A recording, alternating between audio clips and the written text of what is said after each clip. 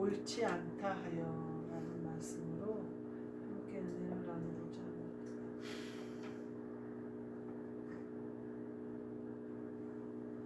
바울이 바나바더러 말을 한 거예요.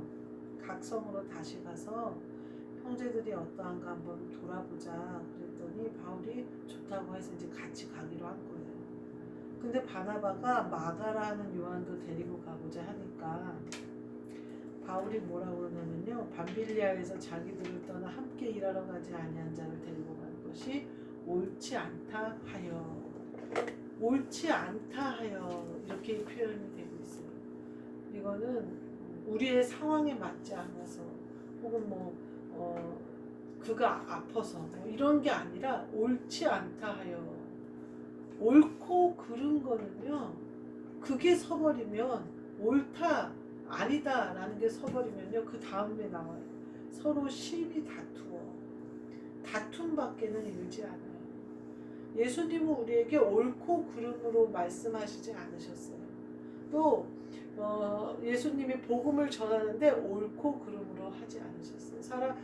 바리새인이든 서기관이든 창녀든 삭교 같은 세리든 주님을 찾아오는 모든 사람에게 주님은 말씀하셨어요. 만약에 주님이 옳고 그름을 세우셨다면 아무도 복음을 받지 못하셨을 거예요.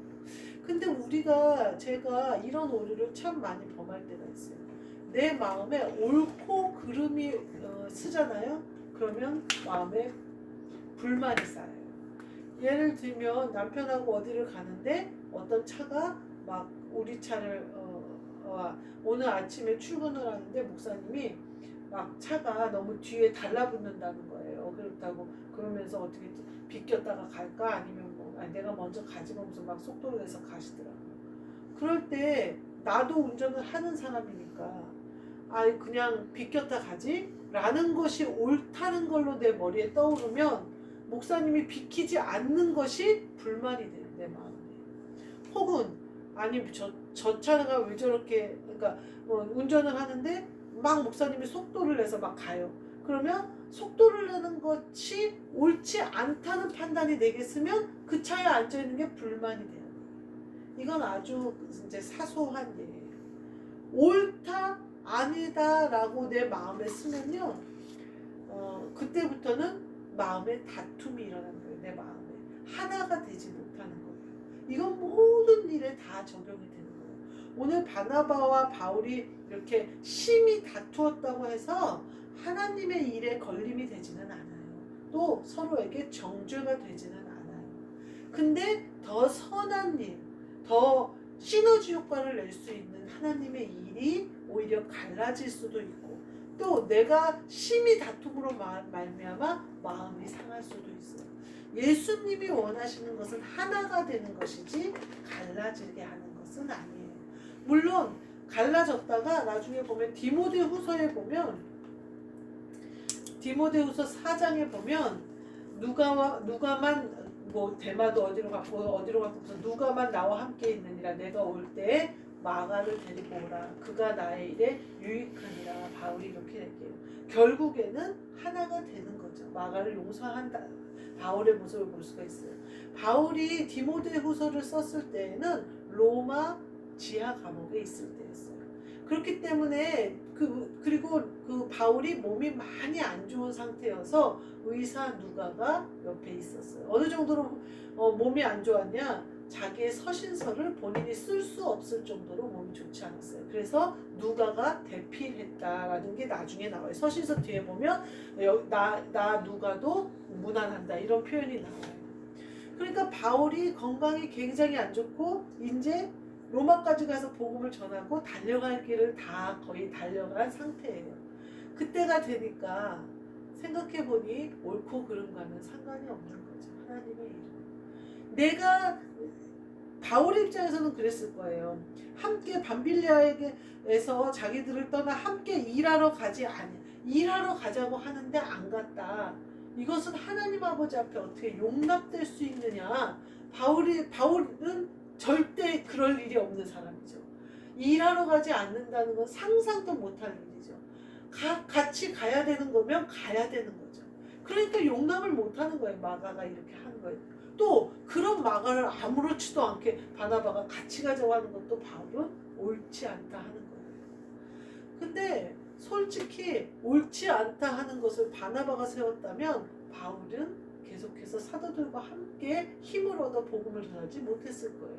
왜냐하면 바울을 사도들에게 데리고 가서 이 사람 안전한 사람이다라고 소개한 게 바나바였거든요. 그러니까 제가 이 옳지 않다 하여 이 마음이 들어오면요, 심히 다툼이 시작된다 생각하시면 돼요. 그거는 내 마음에서 일어나는 일이에요. 내 마음에 들지 않는다 이거예요, 말하자면. 성경에는 뭐라고 얘기하냐면요, 사람이 누구든지 자기가 보기에는 자기가 옳다는 거예요. 그런데 다른 사람이 와서 내가 옳지 않다는 것을 증명한다는 거예요. 나 혼자 막 신앙생활 할 때는, 기도할 때는 막 다 내가 옳은 것 같아요. 다 내가 맞는 것 같아요. 이거는요, 굉장히 위험한 일이에요. 특히 목사들이 굉장히 빠지기 쉬운 일이에요. 목사가 되면요, 다른 목사들조차도 웬만하면 말하지 않아요. 왜냐하면 목사가 됐으면 하나님이 기름 부어 세운 종이니까 하나님이 하시겠지라고 생각을 해요. 어느 권사님이 아들이 목사예요. 아주 잘 승승장구 잘 나가다가 어느 날 갑자기 모든 걸 다 엎고 총신대 대학원을 가서 신학을 하겠다 그러고 싹 정리하고 신학대학을 갔어요. 권사님도 오카는 목사님인가?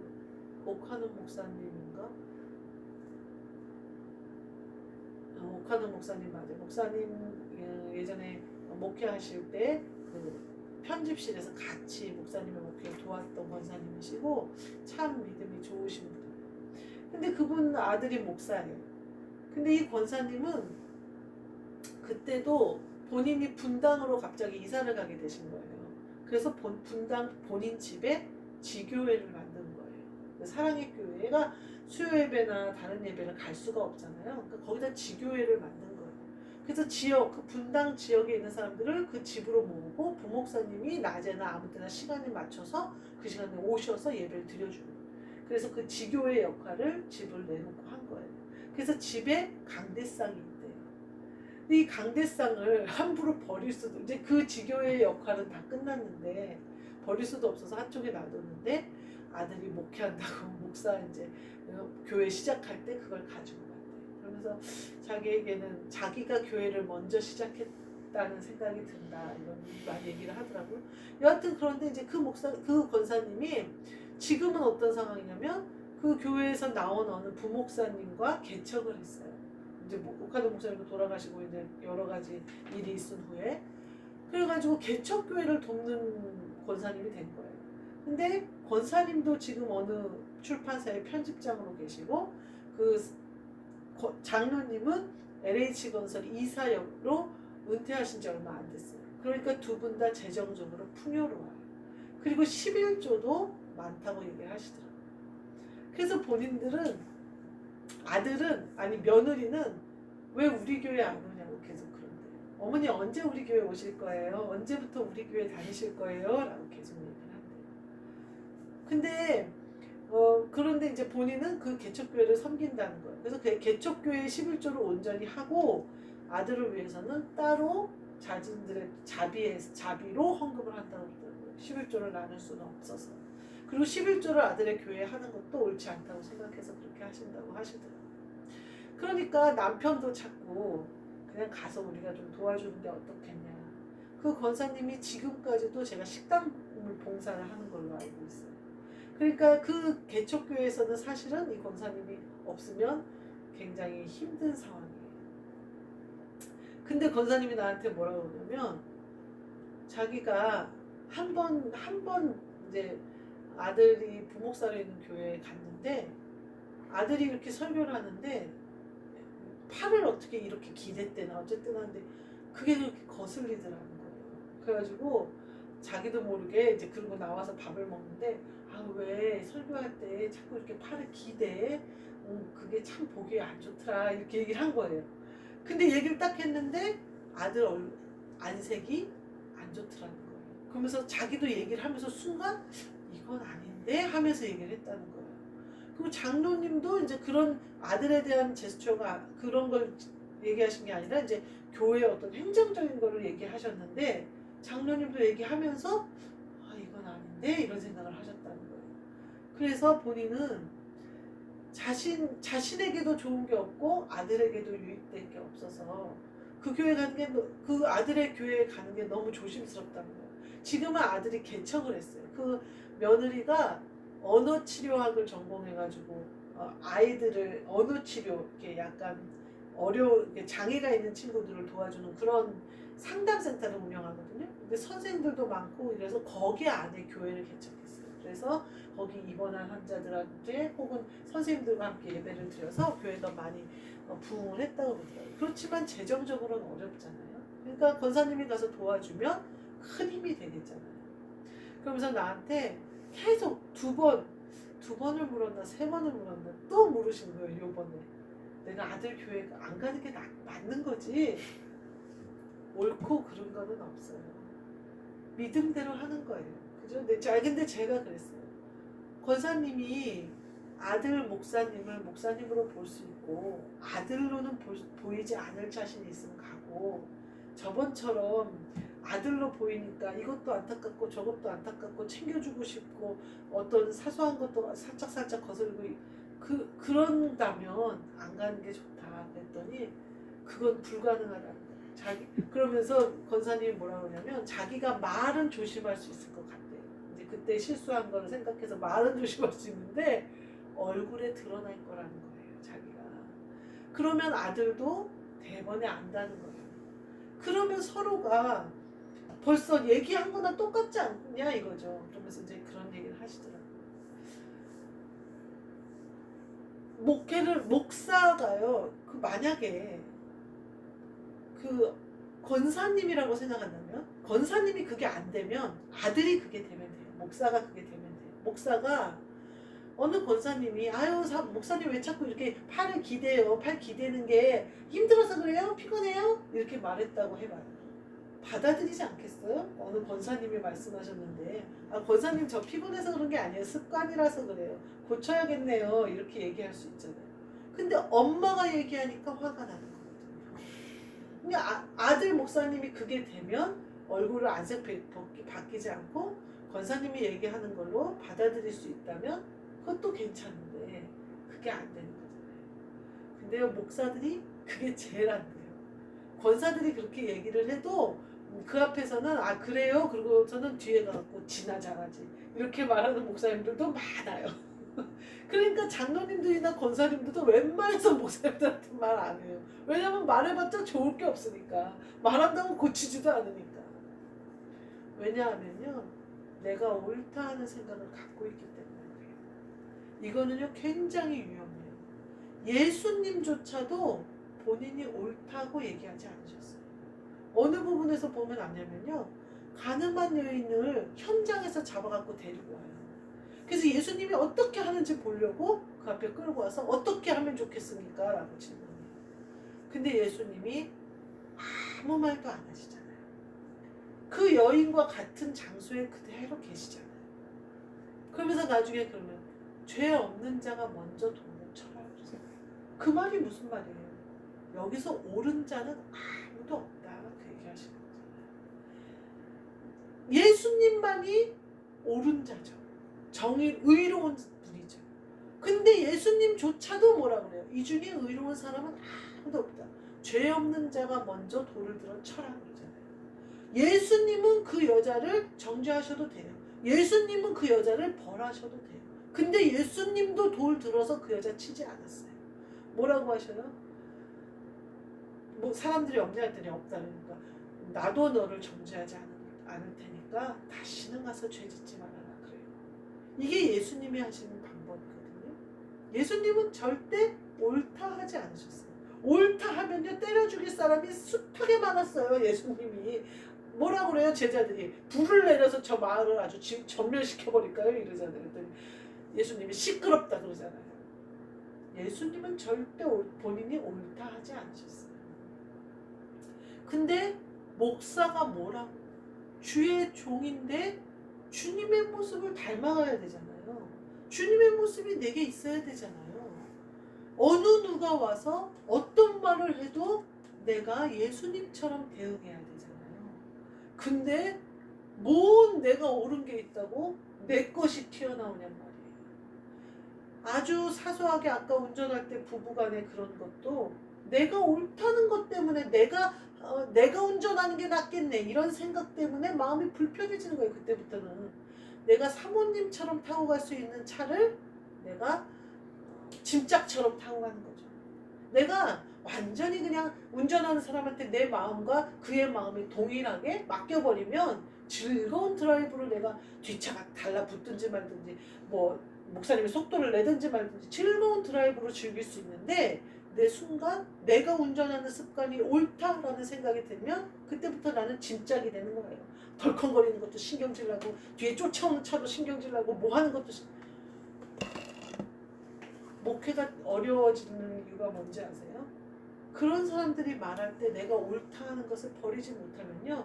저 권사님이 저 말하는 것도 신경질 나고 저 장로가 저 말하는 것도 신경질 나고 내가 무슨 얘기 했는데 그 말에 동조 안 해주는 것도 다 심한 다툼이 시작되는 거예요. 아니야 우리 교회는 다투지 않아. 겉으로 드러나지 않는다고 다툼이 없는 건가요? 내 마음속에서 다툼이 시작되는데 우리 교회는요 절대 그러면 안 돼요. 다투는 일은 있으면 안 돼요. 물론 그리스도 예수 안에 있는 교회이기 때문에 합력하여 선을 이루시겠지만 우리 모두 자유하자고요. 우리에게 옳은 것은 없어요. 오직 옳으신 분은 하나님 아버지 한 분밖에 없어요. 저 사람도 옳고 나도 옳아요. 바나바도 옳고 바울도 옳아요. 나중에 마가도 옳아요. 일하지 않고 뺑소니 치고 도망갔던 뺀질거리는 마가조차도 옳다고 얘기하죠. 그리고 바울같이 매맞고 굶고 목숨 걸고 복음을 전하는 사람 앞에 마가같이 뺀질거리는 아이가 함께 할 수 없죠. 그런데 나중에는 하나가 되잖아요. 이게 주님의 마음이에요. 이게 주님이 우리에게 하신 일이에요. 성령님이 지금도 우리에게 역사하시는 일이에요. 우리가 뭐라고 옳다 하겠습니까? 예수님도 본인이 옳다고 우리에게 주장하지 않으셨는데 그래서 예수님 안에 가야 자유가 있는 거예요. 그러면 우리가 예수님 안에 그리스도 안에 우리가 온전히 그리스도 예수 안에 온전히 들어가면요. 예수님이 어떻게 운전하시든 간에 우리는 사모님같이 그리스도와 함께 동행할 수 있어요. 그리스도의 신부로 그리스도와 한영돼서 갈 수 있다 이 말이에요. 근데요 내 마음에 예수님이 하신 일이 내 마음에 만약에 교회든 부부든 가정이든 어디든 내가 옳다는 게 드러나면 이미 그리스도는 내 신랑이 되실 수가 없어요. 내가 신랑한테 불만이 있는데 어떻게 신랑하고 한 영이고 한 몸이 되겠어요. 신랑이 그리스도 예수의 안에서 그리스도 예수의 순결한 신부로 사모 대접을 왕비 대접을 받을 수 있는 사람이 에스더 전의 왕비처럼 쫓겨나 버리는 거예요. 왕의 말을 듣지 않아서 종이 돼 버리는 거예요. 왕비가 쫓겨나면 어때요? 우리 옛날에 폐서인된 인현왕후 막 이런 거 보면 삶이 비참해지잖아요. 왕의 부인으로 살 수 있는데 비참해져 버려요. 마음에 내가 옳다는 생각을 가져요. 내가 선하다는 생각을 하는 심한 다툼이 일어나요.